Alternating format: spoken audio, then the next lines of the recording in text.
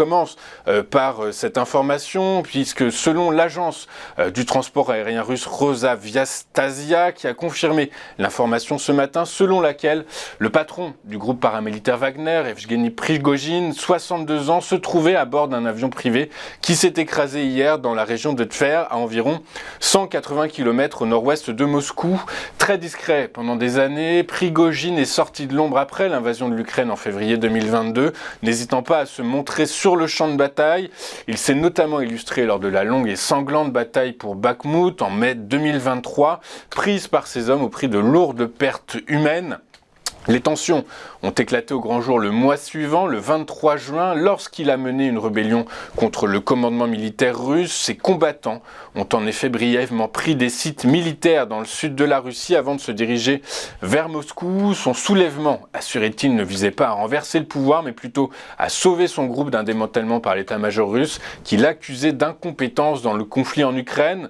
Le président américain Joe Biden souligne qu'il n'est pas surpris de la possible mort de Prigojine. Je ne sais pas encore tout à fait ce qu'il s'est passé, mais je ne suis pas surpris, a-t-il déclaré à des journalistes. Peu de choses se passent en Russie sans que Poutine n'y soit pour quelque chose, a ajouté le président américain depuis les montagnes de l'Ouest américain où il est avec sa famille. C'est toute l'industrie mondiale du private equity qui devrait être profondément bouleversée. En effet, la SEC, la Securities and Exchange Commission, a décidé que les sociétés du monde du PE devront désormais divulguer davantage leurs frais et seront confrontées à de nouvelles restrictions en accordant un traitement spécial à certains investisseurs. Le comité de 5 membres du régulateur des marchés a voté par 3 voix contre 2 en faveur d'une série de changements visant à accroître la transparence, l'équité et la responsabilité dans le secteur des fonds privés, dont les actifs ont plus que doublé au cours des 10 dernières années. L'industrie gère environ 20 000 milliards de dollars d'actifs. Ces nouvelles règles exigent que les fonds privés publient des rapports trimestriels sur leurs frais et les performances et divulguent certaines structures de frais tout en évitant d'accorder à certains investisseurs un traitement préférentiel en matière de rachat et d'exposition de portefeuille.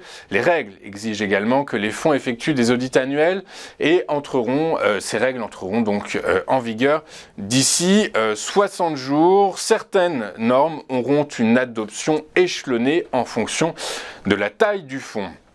Elisabeth Borne a assuré hier, après le conseil des ministres de la rentrée, qu'il n'était pas question pour l'exécutif d'augmenter les impôts des ménages dans le projet de loi de finances pour 2024 lors d'un entretien accordé à France Bleu. De la même manière, il n'est pas prévu de relever les taxes sur l'alcool, mais alors que la taxe foncière fixée par les villes s'annonce en forte hausse, elle a reconnu que son engagement ne concernait que le budget de l'État. Elle a admis néanmoins que l'augmentation des franchises médicales faisait partie des réflexions pour boucler les budgets de 2024 sous forte contrainte financière. Si elle a assuré que le pouvoir d'achat resterait une priorité de l'exécutif, elle a également expliqué qu'un nouveau chèque carburant n'était pas sur la table, assurant qu'il ne fallait pas s'attendre à une flambée des prix à la pompe dans les prochaines semaines. En France, en Allemagne et en zone euro, mais aussi au Royaume-Uni, les indicateurs PMI publiés hier se situent tous en contraction et à des niveaux inférieurs aux attentes du consensus.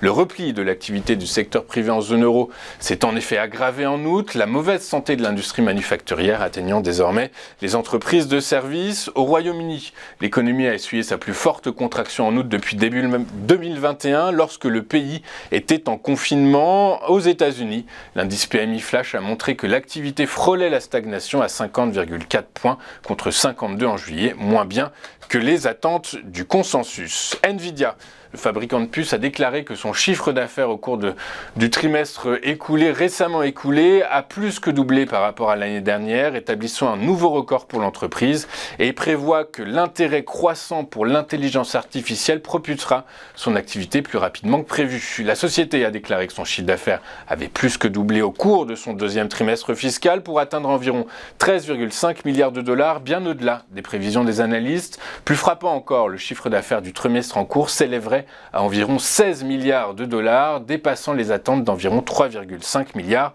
de dollars. Le bénéfice net de l'entreprise a également dépassé les attentes. On verra tout ça avec Antoine Fraissoulier dans ses Market Movers. Que montrent ces résultats? Eh bien que la vague d'investissement dans l'IA, dans l'intelligence artificielle, qui a débuté à la fin de l'année dernière avec l'arrivée de l'outil de génération de langage ChatGPT d'OpenAI, prend de l'ampleur à mesure que les agences économiques perçoivent et exploitent ses capacités. La direction générale de Pôle emploi a révélé révélé hier que le système d'information d'un de ses prestataires avait été victime d'une cyberattaque. Qui pourrait être concerné par cette cyberattaque? Eh bien, Pôle emploi parle de demandeurs d'emploi inscrits en février 2022 et d'anciens bénéficiaires. Les noms et prénoms et les numéros de sécurité sociale sont concernés par cet acte de malveillance. Les adresses mail, les numéros de téléphone, les mots de passe et les coordonnées bancaires ne sont en revanche pas concernés par cette fuite, a fait savoir l'établissement public. Sont potentiellement concernés quelques 6 millions de chômeurs selon les données officielles de l'agence. Il est donc conseillé d'être très prudent face à des démarchages ou des propositions qui pourraient vous paraître suspectes. Faisons désormais un tour des principales places boursières de la planète hier pour voir ce qu'il s'est passé. Et en Europe, la journée s'est terminée sur une note positive. Les investisseurs ayant été rassurés par les publications d'indicateurs d'activité avancés en zone euro en baisse, ce qui de facto éloigne le risque de nouvelle hausse de taux de la BCE.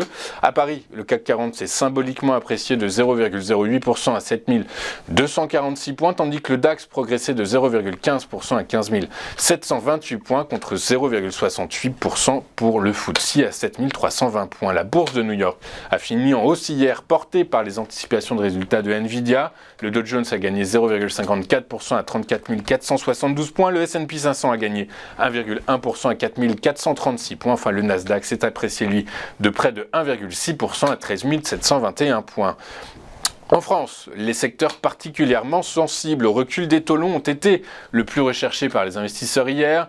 Les télécoms, les industries et la tech ont respectivement pris 0,59%, 0,49% et 0,21%. Le secteur de l'énergie a particulièrement souffert, lui, hier, lors des replis, à cause des replis des cours de l'or noir. Le secteur a perdu 1,75%. Dans le détail, et alors que la baisse des taux longs offre un peu de répit aux valeurs de l'immobilier, la foncière Covivio a fini en tête du SBF 120 à la faveur d'un gain de 3,14% à 42,10 €. À l'inverse, après avoir gagné un peu plus de 6% sur les deux séances précédentes, le titre d'Orpea cédait 4,26% à 1,73 €.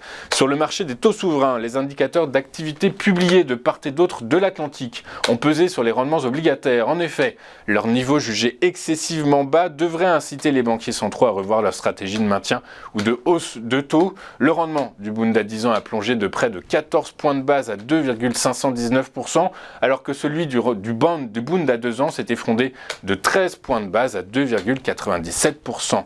Le rendement des Treasuries à 10 ans a lui cédé 10 points de base à 4,2253%, tandis que le taux à 2 ans américain a abandonné 8,5 points de base à 4,9517%. Sur le Forex, l'euro s'est apprécié de 0,14% à 1 euro à 1,0859 $. Les cours du pétrole ont terminé en baisse hier, mais ont réduit leur perte après une diminution des stocks hebdomadaires de brut américains. En effet, en début de journée, le moral des opérateurs a été douché par des indicateurs économiques PMI décevants dans de nombreux pays consommateurs d'or noir, mais finalement les cours ont réduit leur perte après la publication des réserves commerciales hebdomadaires de pétrole brut aux États-Unis qui ont fortement diminué la semaine dernière, davantage que ce que prévoyaient les analystes. Ainsi, le baril de Brent de la mer du Nord pour livraison octobre a cédé 0,97% à 83,21 $. Son équivalent américain, le baril de WTI pour livraison le même mois, dont c'était le premier jour de cotation comme contrat de référence, a reculé de 0,94% à 78,89 $. Nous allons marquer une toute première pause dans cette édition du 24 août et juste après, nous retrouverons Thomas Andrieux pour un commentaire, pour une analyse de l'ouverture de la séance à Paris. À tout de suite sur TV Finance.